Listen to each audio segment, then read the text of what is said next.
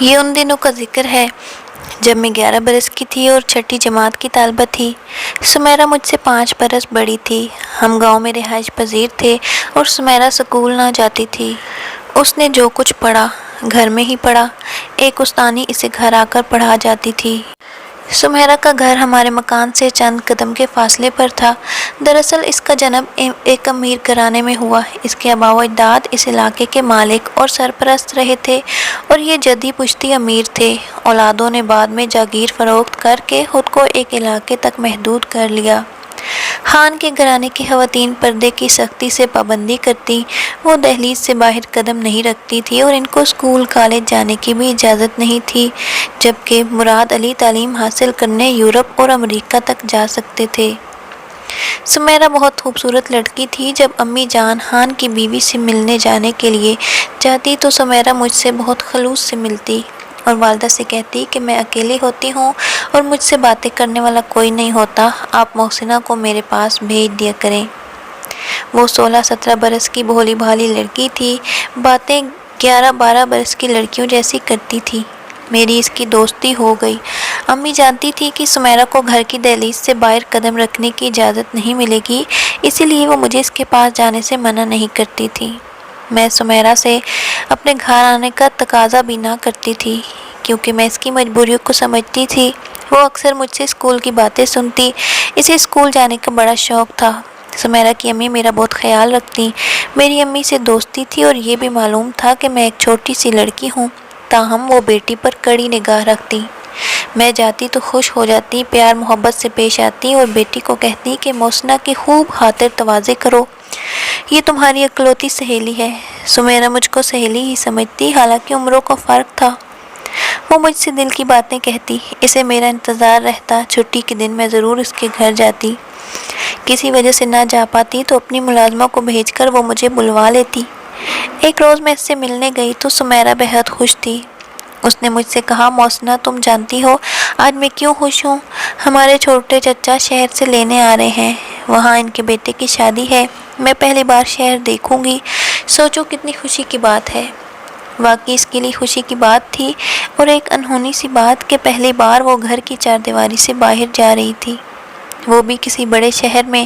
ان کے چچا نے لندن میں پڑھا تھا اور وہ تعلیم حاصل کر کے لوٹے تو کچھ روشن خیال ہو گئے، گاؤں کی بجائے شہر جا بسنے کو ترجیح دی۔ دراصل ان کی دوسری بیوی ایک شہری عورت تھی اور یہ شادی چچا نے اپنی مرضی اور پسند سے کی تھی، جبکہ پہلی بیوی گاؤں میں رہتی تھی۔ پہلی بیوی سے 2 لڑکیاں اور 2 بیٹے تھے، یہ بچے بھی ماں کے ساتھ گاؤں میں رہائش پذیر تھے۔ مختصر یہ کہ اگلے روز سمیرہ اپنے رشتہ داروں کے ہمراہ شہر چلی گئی۔ اس کے ساتھ بڑی چچی، ان کی بیٹیاں اور چچا گئے تھے، جبکہ سمیرہ کی ماں نے شادی میں شرکت نہیں کی، وہ اپنے گھر ہی رہ گئی تھی۔ 15 روز بعد سمیرہ شہر سے واپس آ گئی۔ جب آئی تو بہت خوش تھی، وہ اپنے چچا کے گھر کی تعریفیں کرتے نہ تھکتی تھی۔ اپنے چچا زاد کی شادی کی تفصیل بتانا چاہتی تھی، لیکن میرے سالانہ پرچے ہو رہے تھے، لہٰذا میں تھوڑی دیر بیٹھ کر آ گئی کہ پرچوں کے بعد جب دوبارہ جاؤں گی تو پھر ساری تفصیل سنوں گی۔ امتحان کی مصروفیت کے سبب میں دوبارہ جلدی نہ جا سکی۔ ایک روز اس کی ملازمہ ہمارے گھر آئی، اسے اس کی امی نے میری امی کے پاس بھیجا تھا اور امی کو بلوایا تھا۔ امی ان کے گھر گئیں تو سمیرہ کی والدہ کو سخت پریشان پایا، کہنے لگی، شمع بہن میری بیٹی سے بہت بڑی غلطی ہو گئی ہے۔ وہاں شہری ماحول کھلا ڈلا تھا، شادی میں اور رشتہ دار بھی کافی آئے ہوئے تھے، اور یہ گاؤں سے گئی تھی، نہ جانے کیا واقعہ ہوا کہ ہماری عزت خاک میں مل گئی ہے، مگر یہ کچھ بتاتی نہیں۔ امی نے پیار سے سمیرہ کو سمجھانا چاہا، لیکن اس لڑکی نے زبان نہ کھولی۔ انہوں نے سمیرہ کی امی سے کہا، تم ماں ہو، جب تم کو نہیں بتاتی تو مجھے کیسے بتائے گی؟ تم دوبارہ پیار سے اعتماد میں لو، یہ بہت خوفزدہ ہے۔ جوں جوں وقت گزرتا جا رہا تھا پریشانی بڑھتی جا رہی تھی اور سمیرہ کی امی کی سمجھ میں کچھ نہیں آ رہا تھا کہ کیا کریں۔ امی جان کے سوا اس کا کوئی رازدار بھی نہ تھا۔ زیادہ پریشان ہوتی تو میری والدہ کو بلوا لیتی کہ بتاؤ اب کیا کروں۔ وقت گزرتا جا رہا ہے، ایسا نہ ہو کہ پانی پلو سے گر جائے۔ سچ شکر کہ ان دنوں اس کا شوہر دوسرے ملک گیا ہوا تھا، ورنہ ضرور قیامت آ جاتی۔ سمیرہ کی ماں کا کہنا تھا، بیٹی کی غلطی کے بارے میں اس کے باپ کو بھنک بھی پڑ گئی تو ہم کو زندہ نہیں چھوڑے گا۔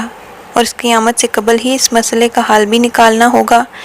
بہن تم میری رازدار ہو، اب تم ہی کوئی حل بتاؤ، میں بیٹی کو گھر سے باہر نہیں لے جا سکتی، اس معاملے کو گھر کی چار دیواری میں ہی دفن کرنا ہوگا اور یہ ہماری غیرت کا سوال ہے۔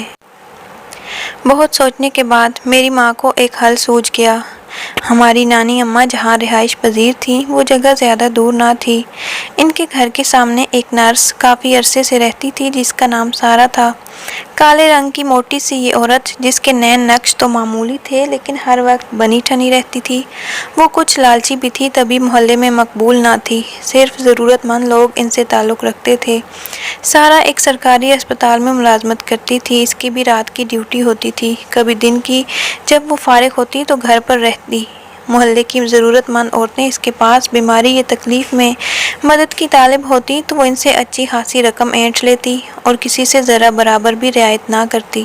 سارا کی کوئی اولاد نہ تھی، نہ جانے کیوں پھر وہ اس قدر لالچی تھی، والدین بھی نہ تھے، کسی نے بھی اس کے گھر کسی رشتہ دار کو آتے جاتے نہیں دیکھا تھا۔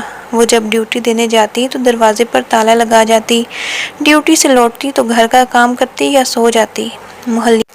محلے میں کہیں آتی جاتی نہ تھی، ہاں اگر کوئی بیمار ہو جاتا اور اس کی ضرورت پڑ جاتی تو بلانے پر آ جاتی تھی۔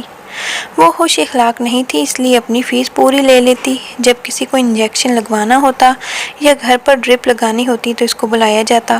سارا کئی بار نانی اماں کے گھر آ چکی تھی کیونکہ وہ اکثر بیمار رہتی تھیں اور ان کو اکثر انجیکشن لگوانے ہوتے تو ماموں وہ انجیکشن جو ڈاکٹر لکھ کر دیتے اپنی والدہ کو گھر پر ہی لگواتے تاکہ نانی کو روزانہ ڈاکٹر کے کلینک تک آنے جانے کی تکلیف نہ اٹھانی پڑے۔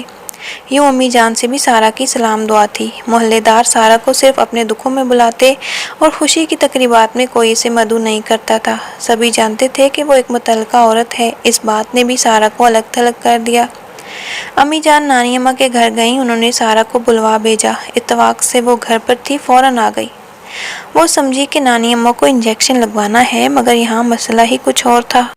امی نے کچھ دیر تنہائی میں اس سے بات کی اور پھر اسے ساتھ لے کر سمیرا کے گھر چلی آئیں۔ سمیرا کی ماں نے مسئلہ بتا کر کہا، پیسہ جتنا چاہو گی ملے گا مگر تم کو اپنا منہ بند رکھنا ہوگا اور ہماری عزت بچانی ہوگی۔ لڑکی گھر سے باہر قدم نہیں نکال سکتی، اس راز کو گھر کی چار دیواری میں ہی دفن کرنا ہے۔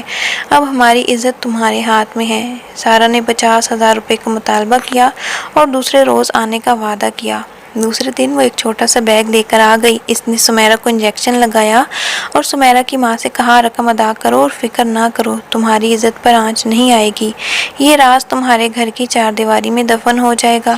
انجیکشن لگانے کے بعد وہ چلی گئی۔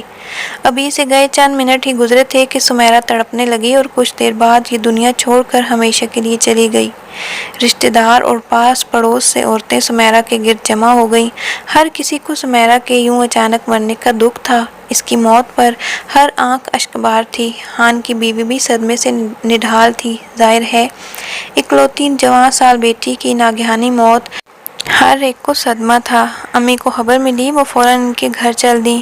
میں بھی ساتھ ہو لی کہ میری وہ ہم جولی تھی، ہم نے آخری دیدار کیا تو دل ڈوب گیا۔ وہ کفن میں لیٹی ہوئی گہری نیند سو رہی تھی، اس کا چہرہ کفن کے لٹھے کی طرح سفید تھا۔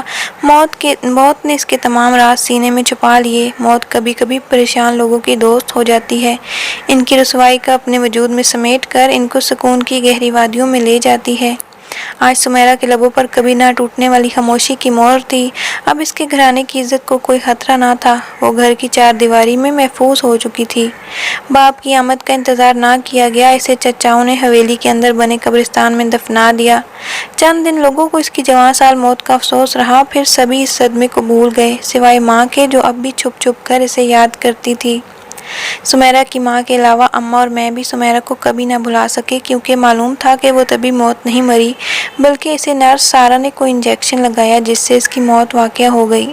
ان دنوں مجھے اس کی موت کا بہت دکھ ہوتا تھا، تاہم میں یہ نہیں جانتی تھی کہ سمیرا کو انجیکشن کیوں لگایا گیا۔ یہ ضرور جانتی تھی کہ وہ سارا کے انجیکشن لگانے کی وجہ سے مر گئی۔ مجھ کو سارا سے وحشت ہو گئی۔ نانی اماں کے گھر وہ نظر آتی تو میں نفرت سے منہ پھیر لیتی۔ میرا بس نہ چلتا کہ ہر ایک کو بتا دیتی کہ اسی عورت نے انجیکشن لگایا تو سمیرا مر گئی۔ اماں نے سختی سے منع کیا تھا کہ کسی سے انجیکشن والی بات مت کہنا کہ یہ اس گھرانے کی عزت کا سوال ہے۔ بہت عرصے تک مجھے اس معاملے معاملے کی سمجھ نہ آئی کہ عزت کا سوال کیوں ہے کہ جس کی وجہ سے اتنی پیاری اور خوبصورت لڑکی جان سے چلی گئی اور سمیرا مر گئی۔ اماں پھر بھی خاموش رہتی۔ وقت گزرتا گیا، یہاں تک کہ میں پوری طرح باشعور ہو گئی، زمانے کو سمجھنے لگی۔ تبھی سمیرا کی ساری کہانی مجھ پر کھل گئی، ساتھ ہی یہ بات بھی معلوم ہوئی کہ عزت کے سوال کا کیا مطلب تھا۔ مجھے نرس سارا پر اب بھی غصہ تھا کہ اس نے محض چند پیسوں کی خاطر میری دوست کو غلط انجیکشن لگا کر مار دیا۔ مجھے یقین تھا کہ اس ظالمانہ فعل کی اسے اللہ سزا دے گا۔ 15 برس بعد جب ایک روز میں سسرال سے میکے آئی تو ماں نے بتایا سارا بہت بیمار ہے اور اپنے گھر میں اکیلی پڑی سسکتی اور روتی ہے اور اس کے کراہنے کی آوازیں ہمارے گھر تک آتی ہیں۔ مجھے دکھ ہوا کہ وہ عورت جس نے عمر بھر مریضوں کی خدمت کی، آج اس کی خدمت اور تیمارداری کرنے والا کوئی نہیں۔ چند محلے دار البتہ کبھی کبھار پوچھ لیتے تھے۔ اماں نے کہا اس عورت کا نصیب خراب ہے۔ میں نے جواب دیا امی چلو ہم جا کر اسے دیکھ آتے ہیں، تیمارداری نہ صحیح عیادت ہی کراتے ہیں، یہ بھی تو ثواب کا کام ہے۔ میری امی سارا کو دیکھنے گئیں۔ وہ چارپائی پر پڑی تھی، زندہ تھی مگر مردوں سے بھی بدتر لگ رہی تھی، اٹھ کر پانی بھی نہ پی سکتی تھی۔ ہسپتال کی ایک نرس دن میں ایک بار تھوڑی دیر کے لیے آتی اور اس کے کچھ ضروری کام کر جاتی۔ میں نے حیرت سے اس کے مڑے ہوئے ہاتھوں کی طرف دیکھا، شاید بیماری کی وجہ سے ٹیڑھے ہو گئے۔ تبھی مجھے سمیرا یاد آ گئی، سوچنے لگی انہی ہاتھوں سے اس عورت نے سمیرا کو انجیکشن لگایا، خدا جانے اور بھی کتنی معصوم لڑکیوں کو انجیکشن لگایا ہوگا، ان کی سونے جیسی جوانی کو مٹی میں ملایا ہوگا، ان گھرانوں کی عزت بچانے کے لیے ان کو موت کے گھاٹ اتارا ہوگا، پیسے کمانے کے لیے ان کا موت کا فرشتہ بنی ہوگی۔ امی نے ہمدردی کی تو بولی بس اتنا کہ خدا جانے میرا کیا انجام ہوگا، شاید تنہائی میں روح نکلے گی اور پانی کا ایک گھونٹ بھی میرے منہ میں ڈالنے والا کوئی نہ ہوگا۔ سچ ہے آپا جو جیسا کرتا ہے ویسا بھرتا ہے۔ اس کی باتیں کسی کو سمجھ آتی ہوں گی یا نہیں، میری سمجھ میں ضرور آتی تھیں۔ ہم نے اللہ تعالیٰ سے توبہ کی اور اس کے لیے دعائے خیر کر کے گھر آ گئے۔ پھر میں میکے سے سسرال سیالکوٹ آ گئی۔ میرے یہاں آنے کے 5ویں دن امی نے فون پر بتایا کہ نرس سارا کا انتقال ہو گیا اور وہ زندگی سے چھٹکارا پا کر اپنے خالق کے پاس چلی گئی۔ کچھ نیک محلے داروں نے مل کر اس کی تدفین کر دی۔